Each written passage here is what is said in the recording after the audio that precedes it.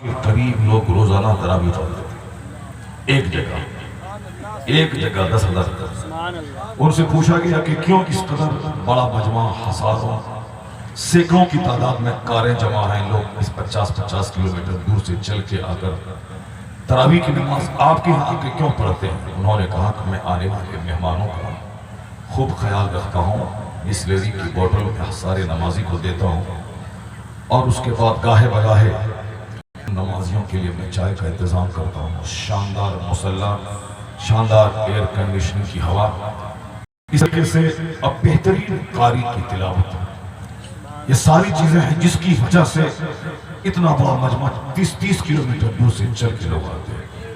آپ چندہ کرتے ہیں، جلسہ کرتے ہیں، مہمانوں کے بیٹھنے کا صحیح انتظام کریں۔ محبوب بھائی جانتے ہیں کہ بنارس میں جلسہ ہوتا ہے تو وہاں جتنے لوگ نظر آتے ہیں سب سفید کپڑا پہنے ہوئے اور بیٹھنے کا جو انتظام ہوتا ہے وہ سفید گدا ہوتا ہے، سارے لوگ اس پر بیٹھتے ہیں۔ بمبئی میں جا کے دیکھ لیں، وہاں جا کے 3 ہزار لوگ جلسے میں آتے ہیں، 3,000 کرسیاں لگائی جاتی ہیں، سارے لوگوں کو عزت کے ساتھ بٹھایا جاتا ہے اور یہ بندہ وہاں 2.5-3 گھنٹے کی تقریر کرتا ہے، لوگ غور سے سنتے ہیں اور سن کے پھر ایک اثر لے کے وہ اپنا گھر جاتے ہیں۔ پتہ نہیں ہم لوگ کب بیدار ہوں گے، گھاس والا دور ختم ہو گیا، مگر بھوتہی اور اس علاقے میں آج تک یہ گھاس کا دور چلا جا رہا، اس پہ ایک چادر ڈال دیا ہوتا، لوگوں کے لیے چائے کا انتظام کیے ہوئے ہوتے اور کوئی دکان نہیں لگاتے، الحمدللہ جلسہ سن کے لوگ جاتے، جو باتیں 10 سال مدرسے میں پڑھی جاتی ہیں ان باتوں کو 2 گھنٹے میں اس جلسے میں پہنچایا جاتا ہے۔ بے شک سبحان اللہ۔ یہ مدرسہ ایک چلتا پھرتا مدرسہ ہے، ایک موبائل مدرسہ ہے، چلتا پھرتا مدرسہ، mobile hospital, mobile school, mobile مدرسہ، یہ جلسہ ایک چلتا پھرتا مدرسہ ہے جس مدرسے میں ہمارے کنفیوژن کا علاج ہوتا ہے، جہاں ہماری مایوسیت دور کی جاتی ہے، جہاں ہماری امنگوں کو جوانی کے حوصلے بخشے جاتے ہیں اور جہاں بتایا جاتا ہے کہ نروس ہونے کی کوئی ضرورت نہیں ہے۔ کون کہا کہ اسلام خطرے میں ہے؟ کون بولا کہ آنے والا دن ہمارا تاریخ ہے، اس کا منہ نوچ لیں گے؟ اگر کوئی کہتا ہے کہ اسلام خطرے میں ہے اس کی زبان نوچ لی جائے، جو کہ بندوں کی بات جھوٹی، خدا کی بات سچی۔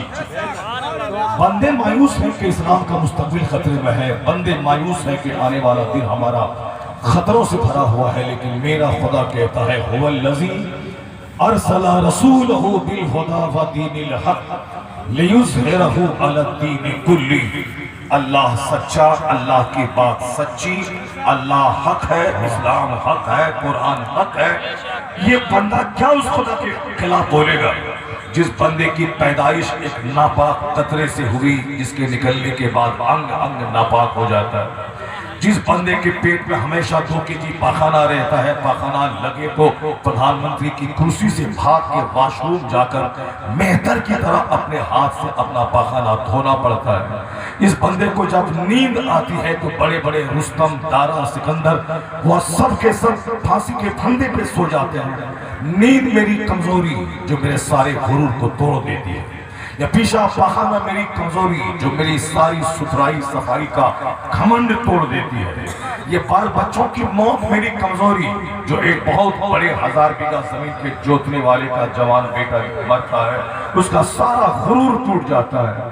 باپ کے سامنے بچوں کی موت ہو رہی ہے، زلزلے میں بچوں کی لاشیں سڑ رہی ہیں، یہ ہماری کمزوری ہے۔ آندھی طوفان یہ میری اوقات یاد دلانے کے لیے آتا ہے، یہ بیماریاں یہ میری اوقات یاد دلانے کے لیے آتی ہے، یہ پاپ پیشاب پاخانہ یہ میری اوقات یاد دلانے کے لیے ہے کہ جب بھی تجھے لگے کہ میں کچھ ہوں، میں زمیندار ہوں، میں پتنیدار ہوں، میں بزنس مین ہوں، میں آفیسر ہوں، میں پورے علاقے کا پردھان ہوں، میں مکھیا ہوں، میں پردھان منتری ہوں، میں امریکہ کا پریزیڈنٹ ہوں، جب بھی لگے تو اللہ کہتا ہے اپنی پیدائش پہ غور کر لینا کہ تیری اسٹارٹنگ کہانی کیسی ہے، تیری بنیاد کیسی ہے، جو ایک ناپاک قطرے سے پیدا ہوا ہو، جو ماں کا ماہواری خون ماں کے پیٹ میں کھا کے پیدا ہوا ہو، جو ایک شربتہ سے نکل کر دوسری شربتہ شرمگاہ سے ہوتا ہوا پیٹ میں پہنچا ہو، پھر اس شرمگاہ سے اس کو نکالا گیا ہو، اسے خون کی کیچڑ میں لت پت اسے نکالا گیا ہو،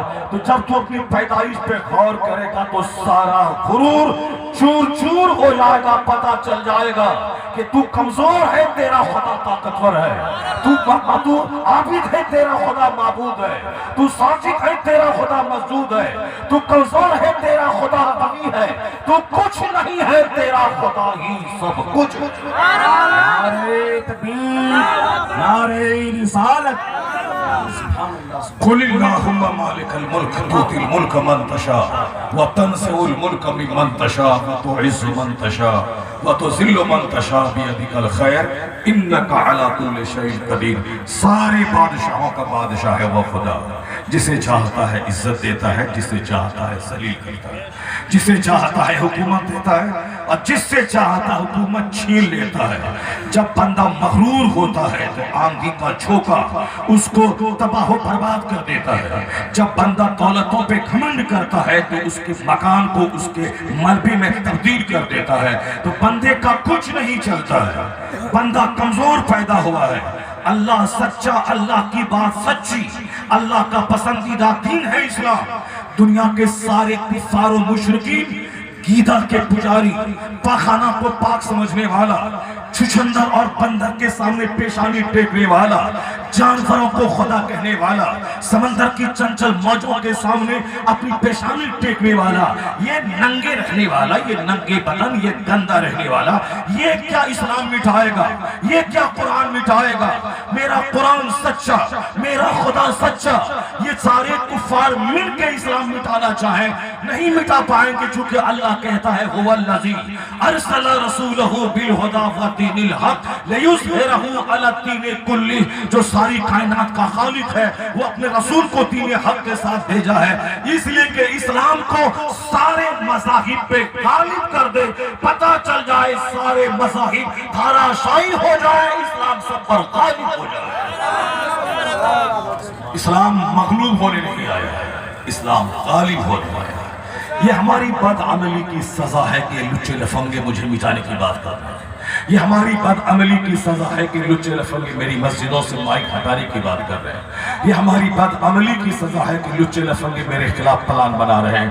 یہ میری بدعملی کی سزا ہے، لیکن جس دن یہ مسلمان بیدار ہو گیا اور جس دن یہ جاگ گیا کہ میں صرف کھانے پینے پہننے اوڑھنے کے لیے نہیں پیدا ہوا ہوں، میرا مقصد حیات اللہ کی عبادت کرنا ہے، اور مقصد وہ ہے، مگر گھر رہنے کے لیے چاہیے، کپڑا صدر ڈھانکنے کے لیے چاہیے، مجھ کو پیٹ بھر کر زندہ رہنے کے لیے خوراک چاہیے، تو خوراک مقصد حیات نہیں ہے، مکان کی تعمیر مقصد حیات نہیں ہے، لباس پہننا مقصد حیات نہیں ہے۔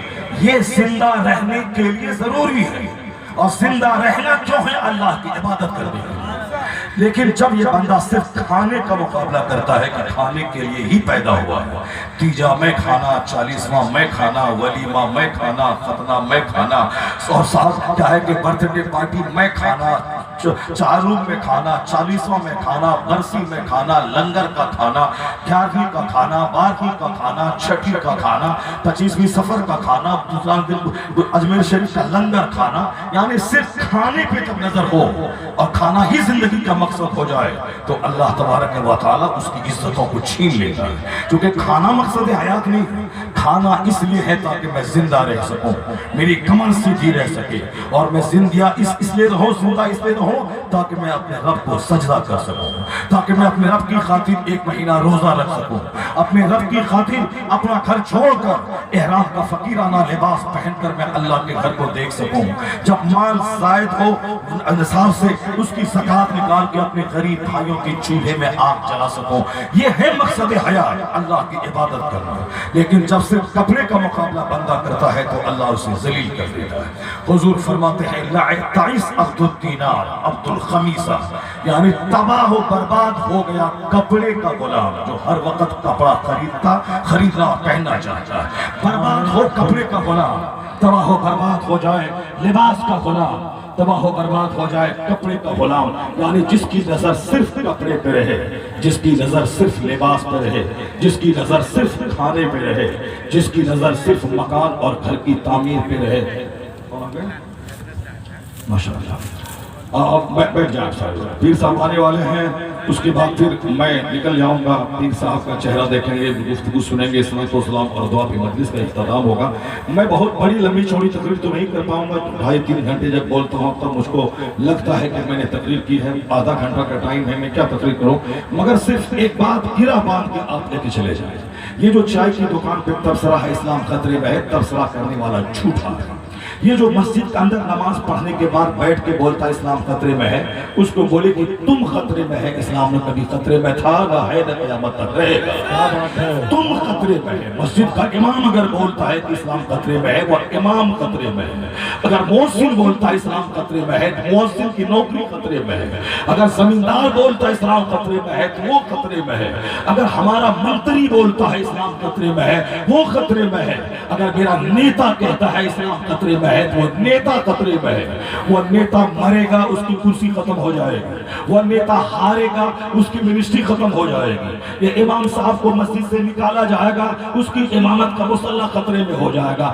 اس لیے اپنی اوقات میں رہ کے سب کو بولنا چاہیے، یہ بول کہ میں عبادت نہیں کرتا ہوں، میری زندگی خطرے میں ہے، میری عزت خطرے میں ہے، میرا وقار خطرے میں ہے، میرا گھر بار خطرے میں ہے۔ اسلام نہ کبھی خطرے میں تھا، نہ آج ہے، نہ قیامت تک رہے گا۔ اور جب لگتا ہے لوگوں کو اسلام خطرے میں گر گیا، جیسے ہندوستان میں گر گیا، برما میں گر گیا، افغانستان میں گر گیا، امریکہ میں گر گیا، تو بندہ صرف یہ سوچے کہ میری بدعملی کی سزا ہے، ورنہ اسلام کا کچھ نہیں بگڑے گا۔ چونکہ 1400 سال کے اندر کی تاریخ میں جانتا ہوں، پہلا دن وہ تھا جس دن محمد عربی کا ماننے والا صرف ایک تھا مصطفیٰ کا کلمہ پڑھنے والا، وہ صدیق اکبر تھا۔ اس میں دوسرا شامل ہوا، یعنی وہ حضرت زید بن حارثہ شامل ہوا۔ تیسرا شامل ہوا، حضرت مولا علی شامل ہوئے۔ چوتھی خاتون شامل ہوئی، حضرت خدیجہ شامل ہوئی۔ 4 لوگ کلمہ پڑھنے والے تھے۔ 3 سال کے اندر 40 لوگ کلمہ پڑھنے والے ہو گئے۔ مکہ کے لوگوں نے کہا اسلام مٹا دوں گا، مسلمانوں کو مکے سے بھگا دوں گا، اس مصطفیٰ جان احمد کا قتل کر دوں گا، نہ یہ رہیں گے نہ اسلام کی تبلیغ ہوگی۔ لوگوں نے خطرناک پلان بنایا، اسلام کے پیغمبر کے قتل کا پلان۔ مکہ کے دارالندوہ میں وہاں کے کافروں نے بنایا، کون؟ جس کے پاس سلطنت تھی، جن کے پاس حکومت تھی، جن کے پاس دولت تھی۔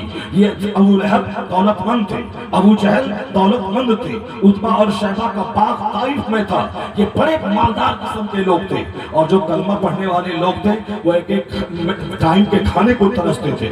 ایک ایک کھجور 4 آدمی مل کے کھا کر کے پانی پی کر اپنی بھوک اور اپنی پیاس بجھاتے تھے، اور کو تانا دیتے تھے یہ غریب کب تک رہیں گے محمد ابن عبداللہ کے ارد گرد، جب بھوک لگے گی تو ان کا ساتھ چھوڑ دیں گے۔ یہ غریب کب تک ان کے پاس بھیڑ لگا کے رہیں گے، یہ غریبوں کی بھیڑ لگی ہے محمد ابن عبداللہ کے ارد گرد، بھوک لگے گی سارے لوگ ساتھ چھوڑ کے چلے جائیں گے، ایک کی گردن کٹے گی دوسرا دہشت مار کے کا ساتھ چھوڑ جائے گا۔ یہ ساری بکواس جو آج کے کفار و مشرکین کرتے ہیں، یہ بکواس 1400 سال پہلے وہ سب کرتے تھے، مگر حضور اپنے ماننے والوں کو صرف کہتے تھے صبر کرنا، تقوی سے کام لینا، اور گھبرانا مت، میرا رب ہے جو ہماری ساری حالتوں پہ نظر رکھ رہا ہے۔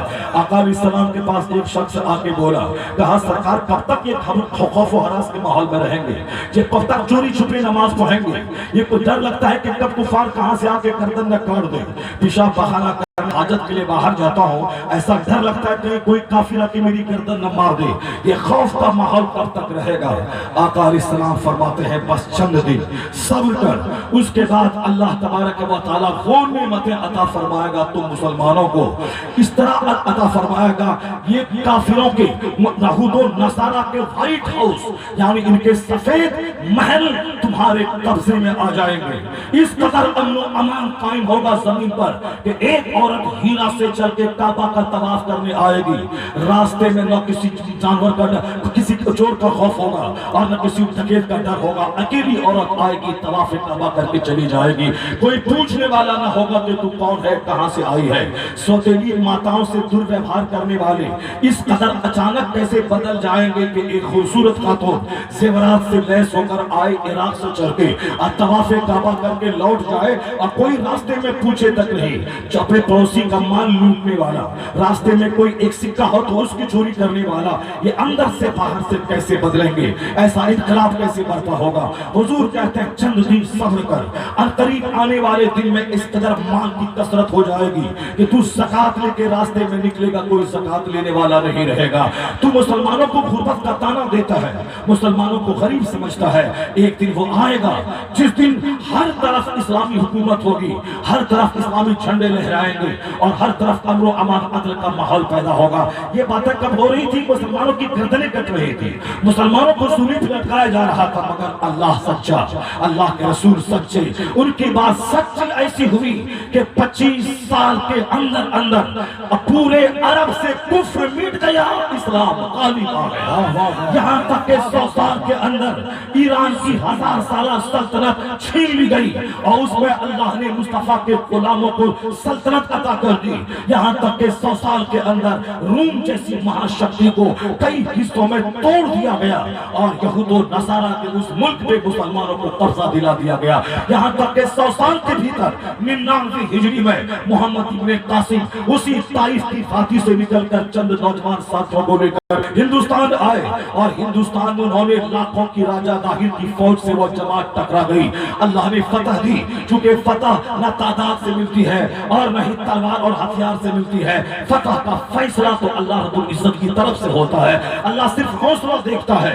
محمد ابن قاسم عرب کو چھوڑ کے ہندوستان آئے، ان کے حوصلے کو دیکھا، حضور نے خواب میں آپ کے فتح کی خوشخبری سنائی، پھر یہ نرفز نہیں ہوئے، لاکھوں کی فوج سے ٹکرا گئے۔ یہ چڈی دل فوج یہ بھاگی، شکست کھائی، یہ چند نوجوانوں کا قافلہ اس پہ غالب آیا، ایسا غالب آیا کہ تو عرب چھوڑا تھا اللہ کے لیے، اپنے خاندان کو چھوڑا تھا اللہ کے لیے، اللہ نے سارا ہندوستان 900 سال کے لیے مسلمانوں کے حوالے کر دیا۔ اللہ صرف حوصلہ دیکھنا چاہتا ہے، اللہ رب العزت صرف جدوجہد دیکھنا چاہتا ہے کہ میرا بندہ اسلام کی تبلیغ کے لیے گھر سے نکلتا ہے یا نہیں، اپنے بال بچوں کو شہادت کی قربانی کا جذبہ لے کے نکلتا ہے یا نہیں۔ اللہ نے اپنا وعدہ سچا کر کے دکھلایا۔ وہ دن تھا کہ 4 لوگوں نے کلمہ پڑھا، کافروں نے بولا کاٹ دیں گے، 40 لوگوں نے کلمہ پڑھ لیا، پھر کفار نے کہا کہ کاٹ دیں گے، 1000 لوگوں نے کلمہ پڑھ لیا، پھر کفار نے بولا کاٹ دیں گے، 1,00,000 لوگوں نے کلمہ پڑھ لیا، یہاں تک کہ مکے سے نکال دیا گیا۔ لیکن صرف 10 سال کے اندر 1,00,000 مصطفیٰ کے غلاموں کی فوج ٹھاٹھے مارتے ہوئی میدان عرفات میں جمع ہو گئی اور حضور نے خطبہ حجۃ الوداع دیا۔ پھر اس کے بعد کہا کہ میں اسلام کی اینٹ سے اینٹ بجا دوں گا، جب تک محمد عربی ہے تب تک اسلام ہے، لیکن جس دن یہ وفات پا جائے، وفات تو پانا ہی ہے، اس کے بعد اسلام کی اینٹ سے اینٹ بجا دوں گا۔ حضور نے اپنی ظاہری حیات میں اپنا جانشین، اپنا اترادھیکاری صدیق اکبر کو بنایا، صدیق اکبر کے بنانے کا اشارہ دیا، اور پھر حضور نے ان کو اندر سے باہر سے خوب سینچا، اس کو تیار کیا۔ سردار کے وصال کے بعد جب خلیفہ اول صدیق اکبر ہوئے تو کافروں نے سوچا تھا الگ الگ فتنہ پیدا کر کے مسلمانوں کو آپس میں اسلام سے برگشتہ کر دیں گے، مگر مصطفیٰ کا سچا جانشین اترادھیکاری، انہوں نے مانعین زکات کے فتنے کو زمین میں ملا دیا، انہوں نے ارتداد کے فتنے کو مٹی میں ملایا، اور پھر 2 سال میں اتنا اسٹیبل ہوا اسلام۔ یہ سوچا تھا کہ جب تک مصطفیٰ ہیں اس کے بعد یہ سب کافر ہو جائیں گے، لیکن ان لوگوں نے دیکھا کہ مصطفیٰ نے اپنی نگرانی میں ایسی ٹیم تیار کر دی ہے کہ اب یہ قافلہ رکے گا نہیں۔ حضور نے جس اسلام کے دائرہ کو وسیع کیا تھا، صدیق نے گھٹایا نہیں، اسے اور بڑھاتے چلے گئے۔ صدیق اکبر کے بعد کفار و مشرکین نے کہا ان کا حوصلہ بڑھ رہا ہے، بحرین پہ ان کا قبضہ، یمن پہ ان کا قبضہ، اور پھر مصر پہ ان کا قبضہ۔ ان لوگوں نے سوچا کہ اب اس کو اور ڈیمیج کرنے کے لیے ظاہری طاقت کی مدد بھی جائے۔ ان لوگوں نے یہود و نصارہ کی مدد مانگی اور ہندوستان اور پھر مکہ مدینہ کے منافقین کی مدد مانگنی چاہیے تاکہ اندر سے باہر سے ایک بار کی حملہ کر کے اس کو ڈیمیج کیا جائے۔ اور اسلام کی سچائی میں بتانا چاہتا ہوں، کبھی اسلام کے بارے میں نرفز آپ مت ہو جائیں، اپنے بال بچوں کی گھٹی میں اسلام پہ ملا ہے. آج میری بیٹیاں کافروں کے ساتھ بھاگ رہی ہے. کمی ہماری ہے کہ میں ان بچوں کو اسلام نہیں سکھاتا ہوں. میرے بچے ڈاکٹر انجینئر بننے کے بہانے وہ اسکول کالج میں پڑھ کے کافر ہو رہے ہیں اس لیے کہ میں ان کو اسلام نہیں سکھاتا ہوں. اسلام جس دن آپ سکھا دو گے بچے کو اور یہ دشمن تمہاری بچی تمہارے بچے کے ایمان کو لوٹنا چاہے گا. جس طرح بلال کو ہاتھ پاؤں باندھ کر ریت پہ سلا کے اس کے سینے پہ پتھر رکھ کے کہا جاتا تھا رک جا اسلام سے, اور بلال اسلام کو جان چکا تھا. یہی کہتا تھا جتنی تکلیفیں تم دیتے جاؤ گے اتنا ایمان میرا پختہ ہوتا چلا جائے گا. اپنے بچوں کی گھٹی میں اسلام پلا دے تاکہ تیری بیٹی انجینئر بننے کے بعد وہ 10 کافروں کو مسلمان تو بنا دے اور اپنا ایمان لوٹا کے مرتد نہ ہو جائے, کافر نہ ہو جائے. جب کوئی کافر کا چھوکرا اسے مٹھائی کا ڈبہ دے کر زیور دے کر اسے 2-4 کروڑ روپے دے کر اس کے ایمان کو لوٹنا چاہے, میری بیٹی اس کے چہرے پہ تھوک دے اور کہے ساری زندگی میں کنواری رہ جاؤں گی مگر ایمان کا سودا. یہ بات اس وقت پیدا ہوگی جب تو اپنے گھر میں اسلام کا چرچا کرے گا, جب روزانہ قرآن پڑھے گا, اپنی بیٹی کو اسکول بھی بھیجے گا اور 1 گھنٹہ بٹھا کے فاطمہ الزہرا کی سیرت بھی سکھائے گا, اپنے بیٹے کو کالج بھی بھیجے گا اور 1 گھنٹہ ڈیلی حسن الکریمین کی سیرت ان کے سامنے بیان کرے گا تاکہ بیٹا ڈی ایم بن کر کافر نہ ہو جائے بلکہ ڈی ایم بن کر ڈی ایم کے دفتر کو اسلام کی تبلیغ کا مرکز بنا دے. اس گھٹی میں اسلام پلانا ہوگا. صرف تقریر سے کام نہیں ہوگی بلکہ ہر مسلمان کو اپنے گھر کو مدرسہ بنانا ہوگا. اپنے بچوں کی زمین مکان ڈاکٹر انجینئر بننے کی فکر بعد میں کرنی ہوگی, پہلے اس کے اسلام کی فکر کرنی پڑے گی, پہلے اس کے مومن بنے رہنے کی فکر کرنی پڑے گی. اگر تم نے اپنے گھر میں فلمیں چلوایا, تم نے اپنے گھر میں ڈرامے چلوایا, تم نے اپنے گھر میں 24 گھنٹے موبائل کا تماشا کھڑا کیا, اپنی بیٹی کو تم نے آزادی دے دی تو بیٹی کافروں کے ساتھ بھاگے گی, بیٹا کافرہ کے ساتھ بھاگے گا اور تو بھی کافروں کے سامنے ہاتھ جوڑ کے کھڑا ہو جائے گا. اس طرح تیری دنیا تیرا عقبہ دونوں طرح برباد ہو جائے گا. اور یہ جان لے اپنی کمزوری دور کرنا, اسلام پہ تبصرہ کبھی مت کرنا. جب صدیق اکبر کے دور میں لوگوں نے کہا کہ اب مجھے مضبوطی کے ساتھ اسلام کے خلاف لڑنا چاہیے تو پہلے کتنے لوگ تھے؟ 1 لاکھ لوگ. صدیق اکبر کے 2 سال کے پیریڈ میں وہ تعداد 23 لاکھ میں تبدیل ہو گئی. یہ بولا اسلام مٹا دیں گے. حضرت عمر فاروق 10 سال تک اسلام کی سلطنت کو اتنی وسعت دے دی, ادھر ایران سے لے کر کے روم تک اسلام کا دبدبہ قائم ہو گیا. لوگوں نے کہا کہ کاٹ دیں گے. فاروق اعظم کے زمانے میں کئی لاکھ مسلمان ہو گئے. ان کی شہادت کے بعد عثمان غنی نے جب اس گدی کو سنبھالا, لوگوں نے کہا یہ صوفی شریف آدمی